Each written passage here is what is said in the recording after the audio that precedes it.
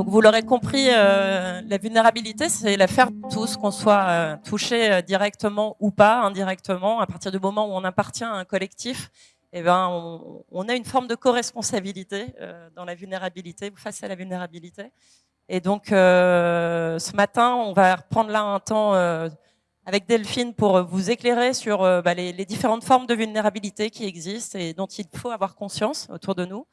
Et puis toi, Guillaume, tu vas nous partager en quoi justement la vulnérabilité peut être une force pour le collectif.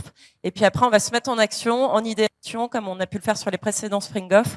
On va vous faire vous lever, bouger, ça va vous faire du bien et surtout, vous allez produire, j'espère, plein de bonnes idées. Vas-y, Delphine. Voilà, donc on a eu le partage de quelques exemples de vulnérabilité, mais c'est vrai qu'en travaillant sur ce sujet, il y a déjà beaucoup de structures qui ont travaillé dessus.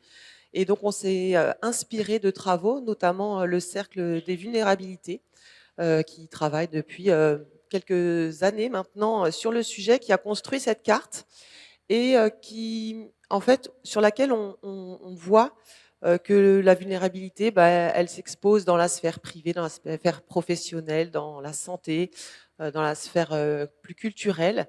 Et en fait, elle peut toucher des sujets très divers. Et, et donc, on s'est dit que forcément, aujourd'hui, chez Advance, on a passé officiellement la barre des 500 collaborateurs. Et ça veut dire que forcément, ces vulnérabilités, elles touchent obligatoirement quelqu'un d'entre nous, même plusieurs d'entre nous.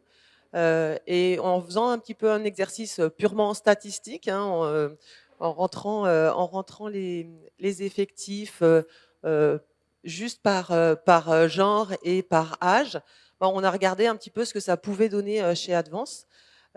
Et donc on s'aperçoit que il y a potentiellement plus de 10% d'entre nous qui sont aidants familiaux, donc pour un parent, un enfant, un proche.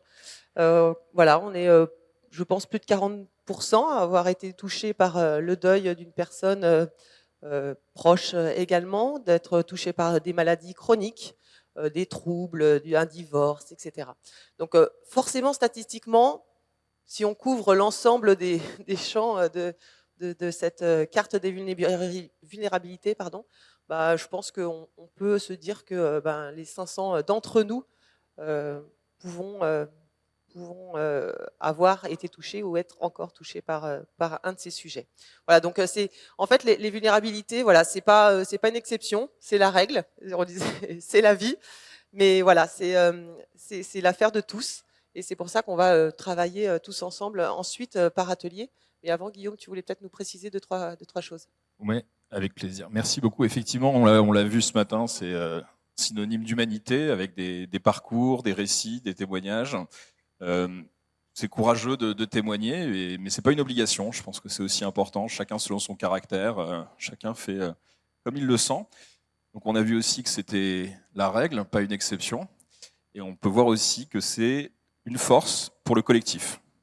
C'est des choses positives, c'est des choses qui permettent de renforcer notre performance collective, même si c'est une autre forme de performance, comme l'a dit Alex. C'est simplement avec 3 exemples documentés qui montrent que accueillir la vulnérabilité dans l'entreprise, ça permet au moins 3 choses. La première, c'est de renforcer les liens.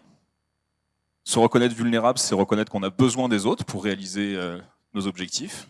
Et donc finalement, on va être meilleur ensemble, meilleur dans le collectif en intégrant cette approche.